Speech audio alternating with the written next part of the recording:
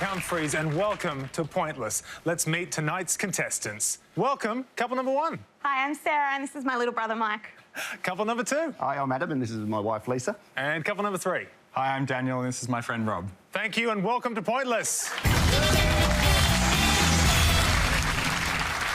Now, there is one more person we need to meet. He's the king when it comes to obscure knowledge and niche facts. According to the graffiti on my dressing room wall, you can call him for a good time. It's Dr. Andrew Rochford. Hello! Hello! You know how I know it's going to be a good show? How's that? We have a man in a waistcoat. That is not just me. Adam, you are sharply dressed. Everybody else looks fabulous. Good luck, and good luck to everyone playing at home.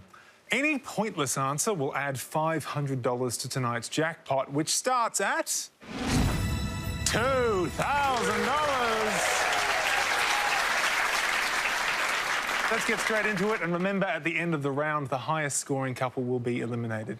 Sorry. And our first question is about animals in Spanish. So, can you decide in your couples who is going to go first, and can they please step up to the podium? Talk us through it, Doc.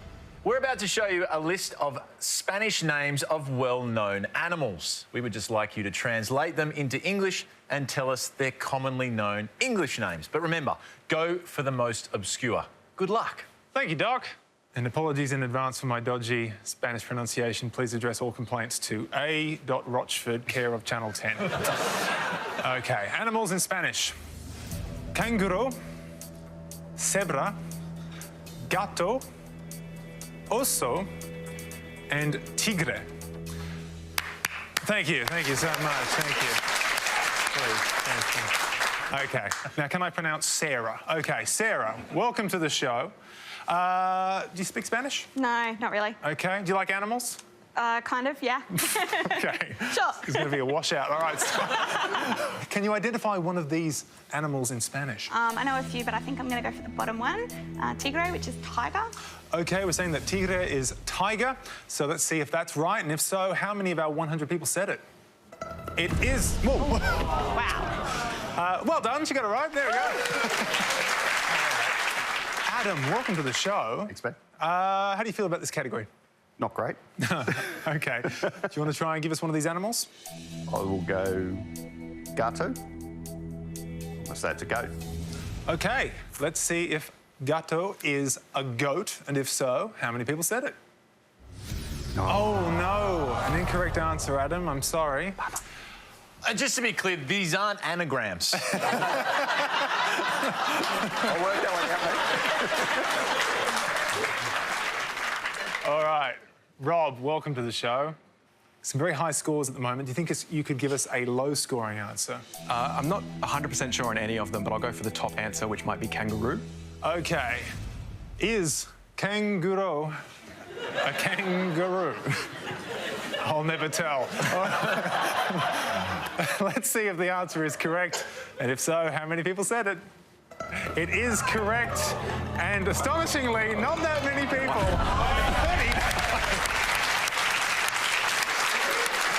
Well done, Rob. The Spaniards just aren't trying at all.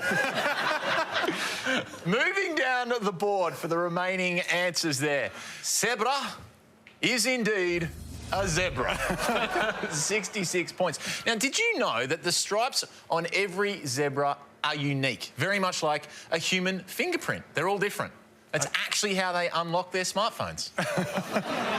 Gato is not a goat. It is a cat. Yeah. And that would have scored you 17 points. And oso is a bear, the best answer on the board. That would have scored you 3 points. Halfway through the round, it's still anyone's game. So as we come back up the line, we're still looking for the English versions of some Spanish animal names. Can the second players now take their place at the podium? And here are your next 5 names. Caballo, elefante, jirafa, león, and lobo. All right, we are starting with Daniel. Welcome to the show. Thank you. Can you identify one of these animals, please? I'm not sure of any of them, but I'll go for the second one from the bottom, and I think it's lion. Let's see if that's right, and if so, how many people said it? It is right. 78, okay? Yeah, that's okay, Daniel. Going for one that you knew there. Lions, they tend to get around in prides. Members of the family between 4 to 40. Christmas must be a nightmare. Okay. Lisa, welcome to the show. Hi. Now, what you're going to want to do here, you're going to want to score 16 points or fewer to secure your spot in the next round. So, can you give us an ideally obscure animal here? Probably not. I'll probably go the third one, giraffe, and say it's giraffe. All right, let's see if it's a giraffe, and if so, how many people said giraffe? It is right. Oh, 82. Michael, welcome to the show. Hello. Now, you need to score 89 points or fewer to go through to the next round. Now, firstly, can you talk us through the rest of the board and then give us your best answer? I think I know one of them, which is the second one, which is probably what I'm going to go with, and just hope that there were 11 not as smart people to work it out. Don't like my chances, but the other two I wouldn't have a clue, so I'm going to go with the second one, an elephant. So let's see if elefante is elephant, and how many people said that? It's right. Oh!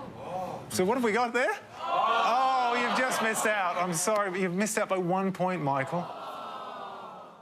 Well played there, everybody. It was tight. It was up the top end, but they were some obvious answers. Caballo is horse. 15 points there. Back in ancient times, if you hung a horse's head outside your home, it bestowed supernatural powers on your home. Great way to attract flies as well. And Caballo was the best answer on the board, closely followed by Lobo, which was the wolf. Thank you, Doc. So, at the end of the round, the losing couple with the high score of 183 are Michael and Sarah. You didn't manage to get through tonight, but the good news is we will see you next time when you get one more chance to play.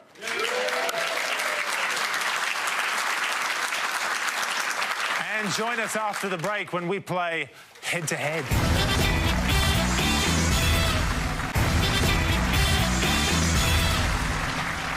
Welcome back to Pointless, where Daniel and Rob and Lisa and Adam have made it through to the head-to-head round. Daniel, I understand you were a huge Spice Girls fan growing up. Still am. Still are, of course. Did you have a favourite? I think when I was younger, it was probably Baby, but I've matured into a Posh fan. Of course. Yeah. Some agreement over here. Yes, yes. Posh, yes, yes. So tell us about your fandom. I had this folder that I got from the official fan club, which I wrote off to receive, and I used to keep like magazine clippings and posters in it, and I still have it at home, actually.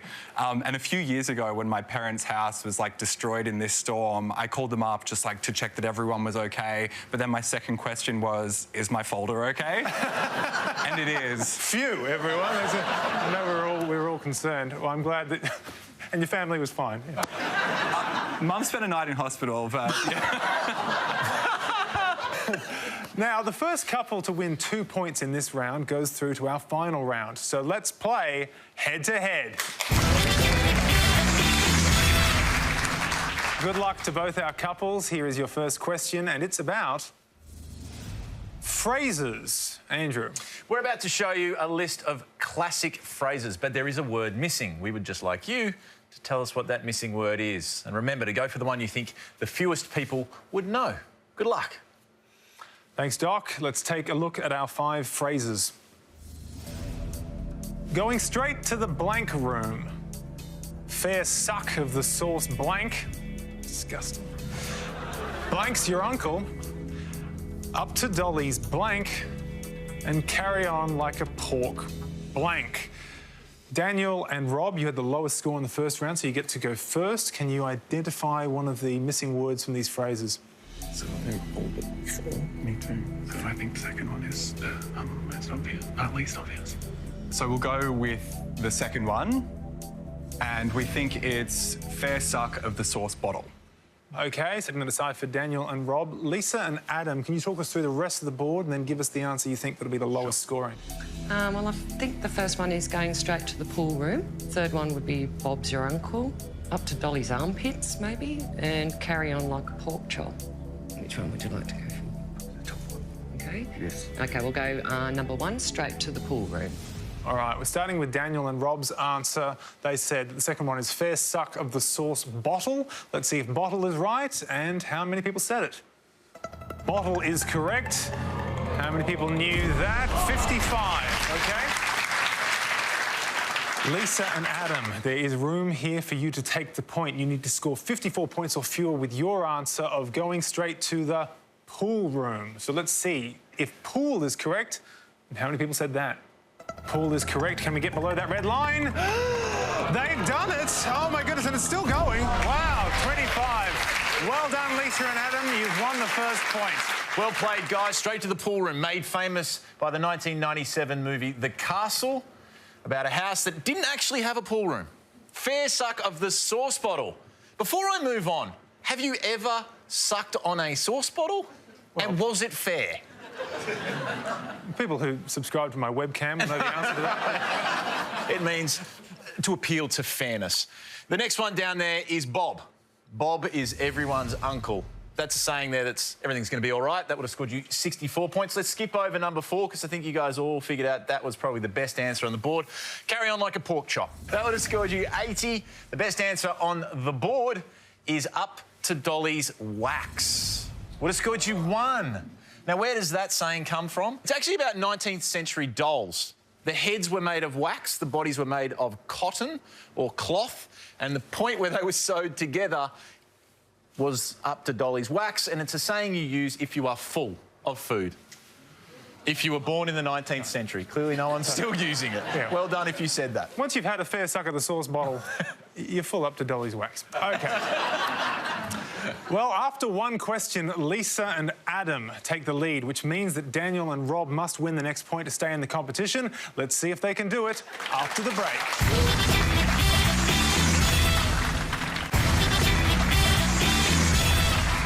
Welcome back to Pointless, where Lisa and Adam are leading in our head-to-head round, having won the first point. For Daniel and Rob to stay in the competition, they need to win this next point.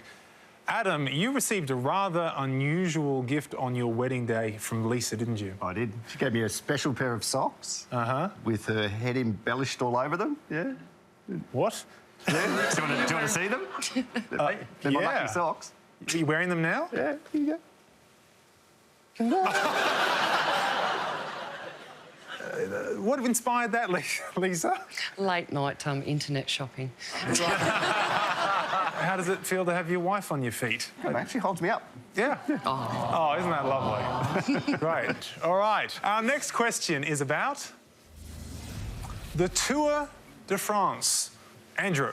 We're about to show you some clues to facts about the world's greatest cycling race, the Tour de France. We just need you to tell us the answers.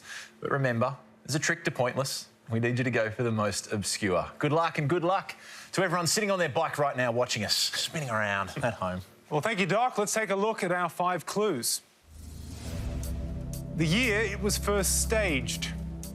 City where the tour has typically ended since 1975. The colour of jersey typically worn by the overall race leader. First Australian to ever win the overall tour. And the month the tour is traditionally and primarily held.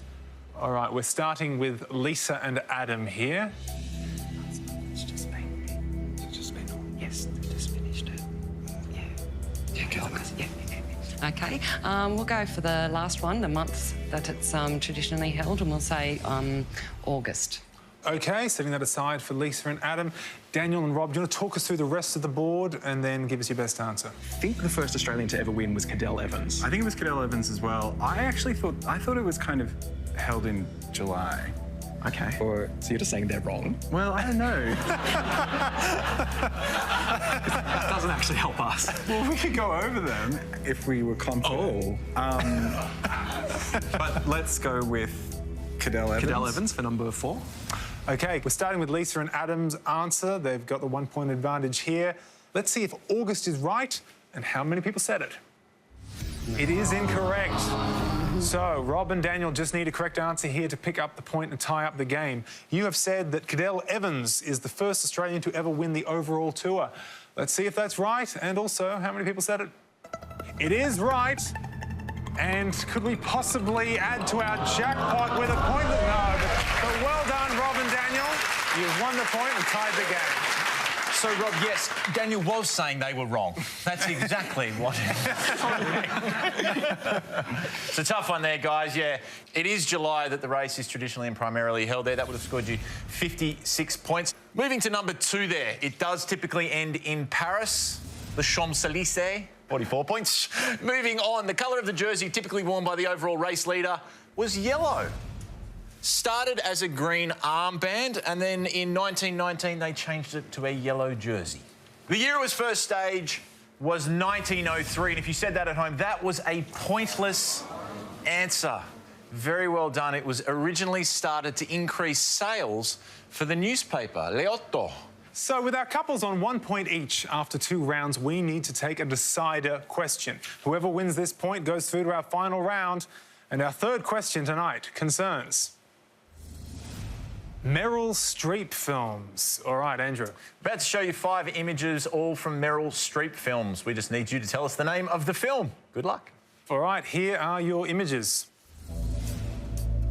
A. B. C. D. And E. We're going back to Daniel and Rob to start us off here. So, can you identify, please, one of these Meryl Streep films? Do you know what he is? Because I don't. Yeah. Do you think other people would? I don't think many people saw that. I don't know. It's pretty popular. It's pretty recent. Either D or A.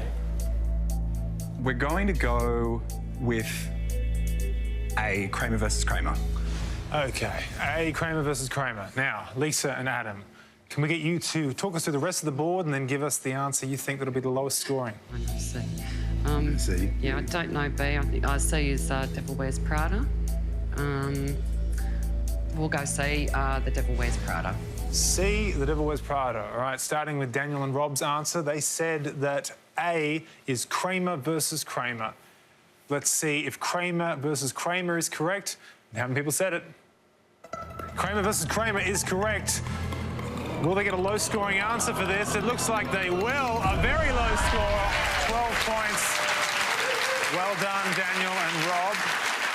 Lisa and Adam, let's see if The Devil Wears Prada is correct. And how many people said it? Devil Wears Prada is correct. Can we get below that red line? They're heading towards it. Oh, but not to be. Well done, Daniel and Rob. You've won the point and the round.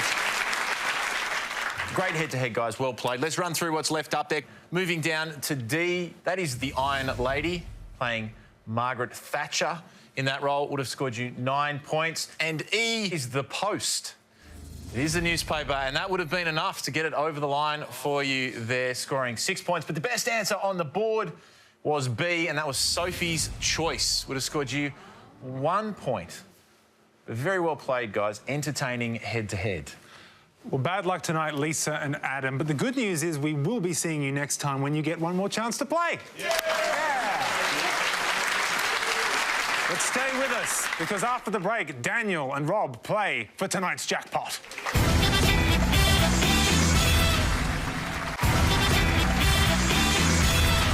Welcome back to Pointless. We're in the final round, and Daniel and Rob have fought off all comers to win our highly coveted Pointless Trophy!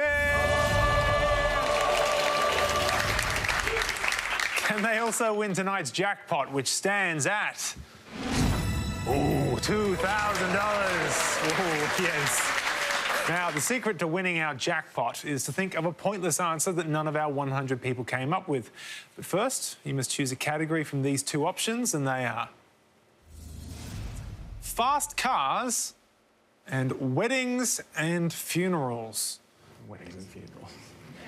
We'll go weddings and funerals. Okay, weddings and funerals. Over to you, Doc. All right, first up in Weddings and Funerals is the cast of The Wedding Singer. Here we would like you to name anyone that receives an acting credit in the 1998 film The Wedding Singer. Second up is the cast of 4 Weddings and a Funeral. Here we would like you to name anyone that receives an acting credit from the 1994 film 4 Weddings and a Funeral. You guys have played well to date. Very best of luck finding that pointless answer. And good luck to everyone playing at home. Thank you, Doc. Now, you have 30 seconds to come up with your 2 best answers, and all you need to win the jackpot of $2,000 is for just one of those answers to be pointless. Let's put 30 seconds on the clock. And your time starts now. I'm not particularly confident in either of these. Okay, I think I've got a few for The Wedding Singer. Ben Stiller's wife, Christine Taylor, was in it. There was an Arquette in it, Alexis Arquette. I don't think we're going to go like Drew Barrymore or... No, probably not. Adam Sandler, no. For Weddings and a Funeral, there's a British actress in it called Anna Chancellor. I don't think many people would know that. I think we'll go for that. I trust you. Yeah, lock it in. Good stuff. All right, your time's up. Let's get your 2 answers, and please let us know the category those answers relate to. From the cast of The Wedding Singer, we're going to say Christine Taylor. And from the cast of 4 Weddings and a Funeral, Anna Chancellor. Let's put those answers up on the board. Okay, the first answer you gave as a cast member from The Wedding Singer is Christine Taylor. So, for $2,000, let's see if Christine Taylor is a pointless answer. It is a correct answer. It's a pretty obscure answer, so we should get pretty low here. Could we go all the way on the first?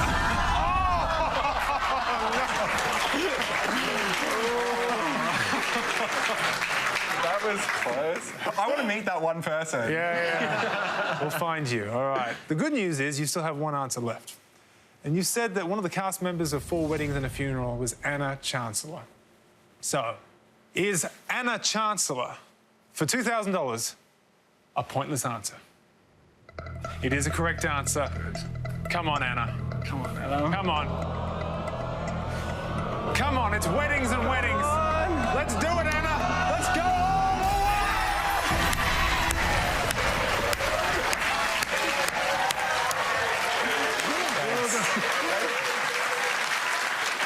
Very, very well done. Daniel especially, Anna Chancellor. Lucky that came through as a pointless answer because Alexis Arquette was a pointless answer as well. So you were very close with Christine Taylor, but yes. Couple more of the pointless answers from 4 Weddings and a Funeral for everyone playing at home. Charlotte Coleman, Kristen Scott Thomas were both pointless answers. Simon Callow was also a pointless answer. And for The Wedding Singer, as I said, Alexis Arquette was a pointless answer. Christina Pickles and Matthew Glave. There is a long list of pointless answers from both movies. You can check them out on 10 Play. So, great job, Daniel and Rob. You are taking away tonight's jackpot of $2,000. Yeah. Join us next time for Pointless, but for now, it's goodbye from Doc. Goodbye. And it's goodbye from me. Goodbye.